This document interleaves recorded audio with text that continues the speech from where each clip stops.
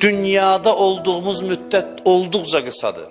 Dünyada əldə elədiyimiz nemətlər, sahibləndiyimiz şeylər olduqca ötəridir. Olduqca ötəridir. Heç nəyin sahibi deyilik həqiqətdə biz. Heç nəyin. Heç nəyin. Biz rol oynayan aktyorlar kimi, kiməsə zəngin rolu verilib, kiməsə fəqir rolu verilib. Heç nə bizim deyil.